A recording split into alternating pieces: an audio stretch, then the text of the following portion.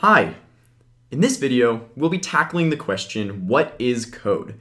This is a big question. There's a lot to this. So let's dive in and start deconstructing this question, what is code? Well, by definition, code is really just a way to convey useful information as symbols. So really, code is just a set of symbols that have meaning, that have useful meaning when read in a predefined way. So if you know how to read the code, you can get meaning out of it. So computer-readable code that a computer can read, is called a program or software. But there are many other types of codes. There's not just computer code. Code is everywhere. For example, we have color codes. When you come to a traffic light, there's a red, a yellow, and a green. And when you see red, you know to interpret that as stop. Red means stop, yellow means slow down, and green means go. So this is encoding useful information as simple colors. Colors are the symbols. We also color code our trash bins sometimes to know how to separate our waste. What's crazy is that our bodies actually are made up of code. Our DNA has genetic code that encodes the instructions for how to make every protein in our body. So when our body needs to make a certain protein, it reads over the DNA and uses that as instructions on how to build the protein. What's crazy is it goes over your DNA, and every set of 3 chemicals in your DNA encodes a specific amino acid that goes on to building the protein. And what's crazy, there's even a start and stop triplet. So your body will see this and say, oh, this is where I need to start. It'll see another triplet and say, oh, this is where I need to end. So this is genetic code. It encodes the instructions for building the proteins in our body.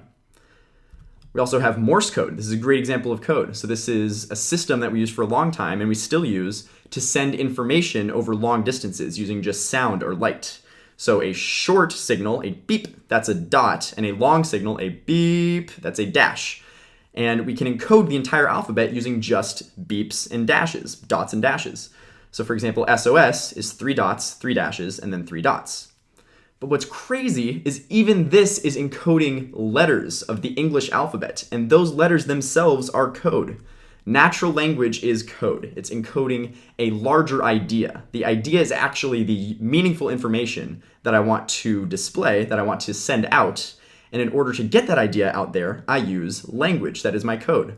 So if I wanted to tell you to get to the store, I would say, oh, to get to the store, you need to head straight for 10 miles, then turn right, then head straight for 2 miles, and then turn left.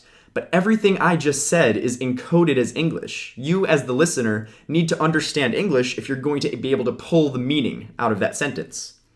So when we go to give a computer instructions, if we want to tell ideas to a computer, we can't use natural language. We have to use a computer language, also known as a programming language. So if we were to put this in computer code in a program, that might look like this. We would say, hey, to travel to the store, this is what you do. We define a function called travel to store.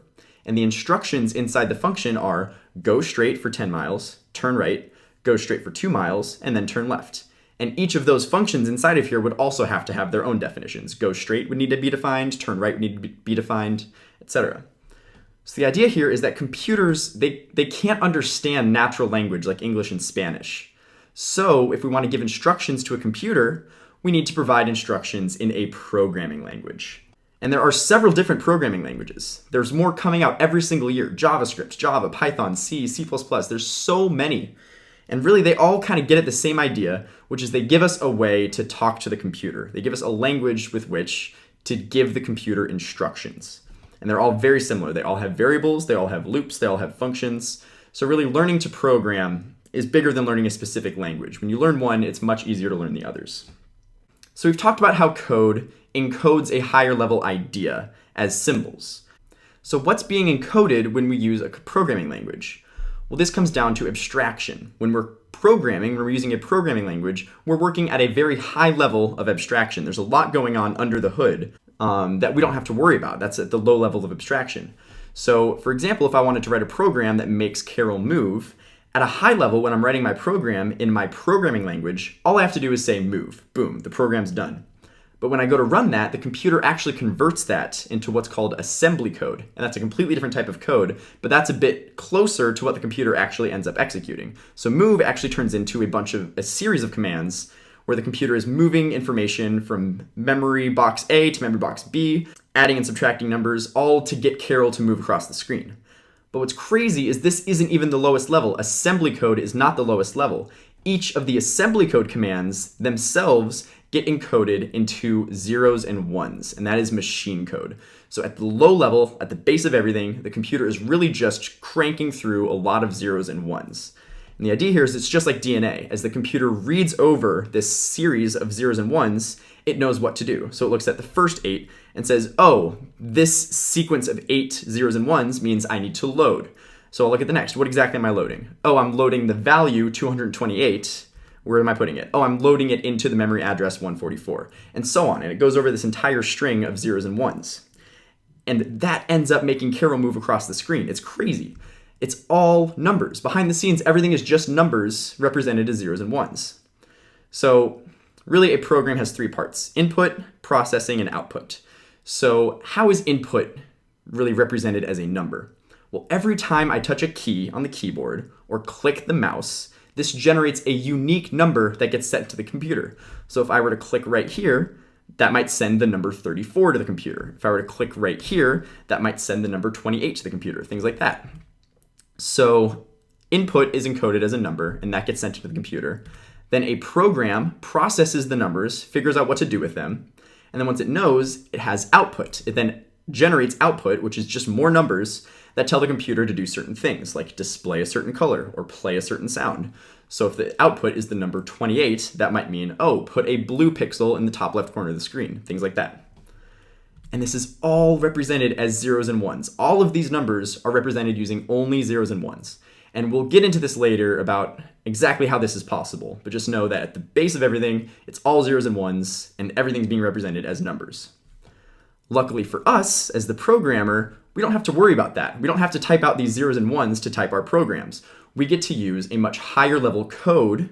We get to use a programming language that encodes that massive sequence of zeros and ones. We don't have to worry about the zeros and ones.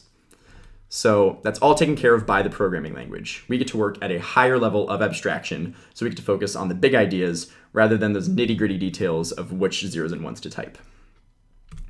So if we have a program, move, and turn left, this is written in high-level language. And when we go to run it, there's actually a special program called the compiler that takes our program and turns it into the proper machine code, the proper zeros and ones that actually get the computer to execute the program. So programs get compiled into machine code, which is just zeros and ones. So that is a crash course introduction to code. That's what code is. And in this unit, we'll be writing our own code. We'll be learning how to write our own programs that make the computer do what we want it to do. And it's all using code.